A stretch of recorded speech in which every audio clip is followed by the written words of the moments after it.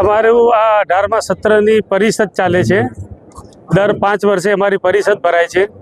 આ 18મી પરિષદ છે અને અમારી સંસ્થા અખિલ હિન્દ સીમાડી સોની મહામંડળ 85 વર્ષ જૂની સંસ્થા છે। કેટલા યુવક યુવતીઓ ભાગ લીધો છે આજે? 800 વધારે યુવક અને યુવતીઓ થઈને પરિચય મેળામાં ભાગ લીધો છે। પરિષદનો ઉદ્દેશ શું છે? પરિષદનો ઉદ્દેશ સમાજનું સંગઠન જે છે એનાથી વધુ મજબૂત બને, સામાજિક કાર્યો અમે વધુ કરી શકીએ, ફંડ રેઝ કરી શકીએ અને એના થકી સમાજની સારી સેવાઓ અમે કરી શકીએ। અખિલ હિન્દ શ્રીમાળી સોની મહામંડળ 85 વર્ષથી જૂની સંસ્થા છે અને સમાજ જે અમારો ફેલાયેલો છે આખા વિશ્વમાં, એમાં અમારે 1 લાખથી વધારે નોંધાયેલા સભ્યો છે અને 10 લાખથી વધારે પરિવારના સભ્યો છે અમારા। અને દર 5 વર્ષે અહીંયા આ રીતે પરિષદ મળે છે। આ વખતે પહેલી જ વખત આ પરિચય મેળાની સાથે આ બધું આયોજન અલગ અલગ કરવામાં આવેલા છે।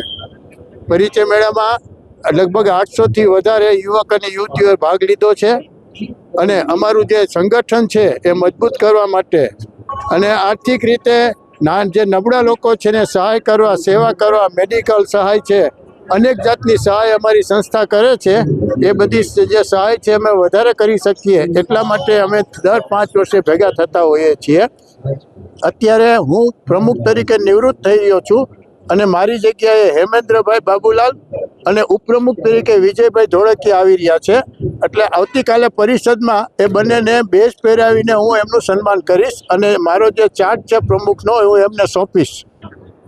વિજય ધોળકિયા, હું મારું આવતીકાલે સવારના જે કાર્યક્રમ છે અખિલ હિન્દ શ્રીમાળી સોની મહામંડળનો, એમાં ઉપપ્રમુખ તરીકેનો કાર્યભાર સંભાળી રહ્યો છું। અમારા સમાજના વડીલોએ આઝાદી પહેલા આ સંસ્થાની સ્થાપના કરી હતી અને દર 5 વર્ષે એવો એક વિરાટ ઉત્સવ મનાવવામાં આવે છે જેમાં નવા પ્રમુખ અને ઉપપ્રમુખ ચાર્જ સંભાળે।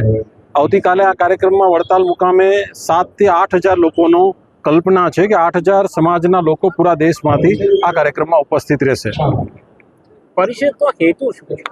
પરિષદનો મુખ્ય હેતુ 5 વર્ષે એક વખત જ્યારે આ સત્તા હસ્તાંતરણની પ્રક્રિયા શરૂ થાય, જ્યારે જવાબદારી હસ્તાંતરિત થાય, જૂના પ્રમુખ પોતાનો બેચ નવા પ્રમુખને પહેરાવે, આ જે પ્રક્રિયા છે એ પ્રક્રિયામાં સમાજનો મોટો વર્ગ ઉપસ્થિત રહે, એમની હાજરીમાં આ કાર્યક્રમ થાય, એ ખાસ આ કાર્યક્રમ એના માટે કરવામાં આવે છે। અને મૂળ તો હેતુ છે 5 વર્ષે સંગઠનાત્મક શક્તિને જાગૃત કરવી, સમાજની સંગઠનાત્મક શક્તિને જાગૃત કરી અને લોકોને જોડી રાખવા।